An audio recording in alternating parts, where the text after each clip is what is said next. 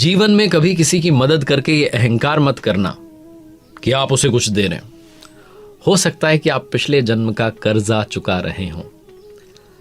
स्वागत है, आप देख रहे हैं गीता ज्ञान, एक नई सीरीज जहां हर बुधवार को सुबह 9:30 बजे एक प्रयास रहता है कि आप तक श्रीमद् भगवद गीता के अलग अलग अध्यायों से क्या सीखा जा सकता है उसका सार आप तक पहुंचाऊं।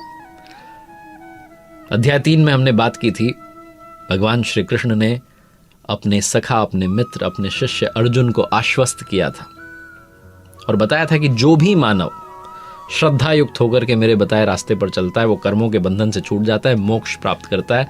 2 रास्ते बताए अब तक, ज्ञान योग और कर्म योग, निष्काम कर्म योग। दोनों में आपको कर्म करना होगा और यज्ञ जो है उसको कार्य रूप देना, वही कर्म है। इस चौथे चैप्टर में वो यज्ञ को थोड़ा डिफाइन करते हैं, थोड़ा और बताते हैं कि इसका डेवलपमेंट कैसे होता है, विकास कैसे होता है, स्टेजेस क्या है। पहले ही श्लोक में भगवान श्री कृष्ण कहते हैं कि अभी नहीं कह रहा हूं, तो पहले कहा जा चुका है। तो पहले श्लोक में भगवान श्री कृष्ण कहते हैं, श्री भगवान उवाच इमं विवस्वते योगम प्रोक्तवानः म व्ययम विवस्वान मनवे प्राह मनुरिक्ष्वाकवे ब्रवीत।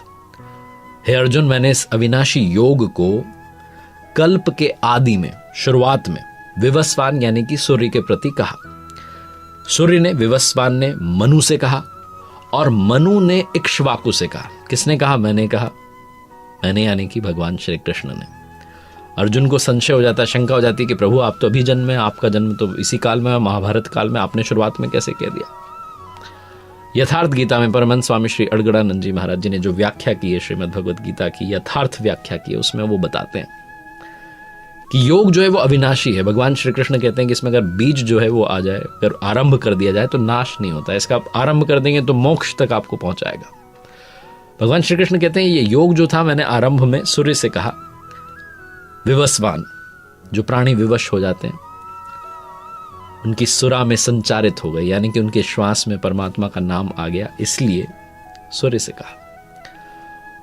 जब श्वास पर आपका कंट्रोल आ गया तो जो संस्कार हैं वो मन में स्फुरित होते हैं, इसलिए विवस्वान ने मनु से कहा। और जब मन में ऐसे संस्कार आ जाते हैं तो फिर उस परमात्मा को पाने की इच्छा जागृत होती है, एक मन में इच्छा आती है, इसीलिए फिर मनु ने इक्ष्वाकु से कहा। ये इस श्लोक का यथार्थ सार है। लालसा होती है, मन में एक इच्छा होती है कि वो कर्म करें जो अविनाशी है, जो हमें इस जन्म मृत्यु के बंधन से पीछा छुड़ा देगा और हमें वहां तक ले जाएगा जिसका नाम मोक्ष है, परम धाम है। इसीलिए फिर वो इक्ष्वाकु से कहा। अब अर्जुन का वो प्रश्न आता है कि प्रभु आप तो अभी जन्म में, आपका मेरा जन्म तो अभी हुआ है, आपने शुरुआत में कैसे कह दिया। अर्जुन उवाच अपरम भवतु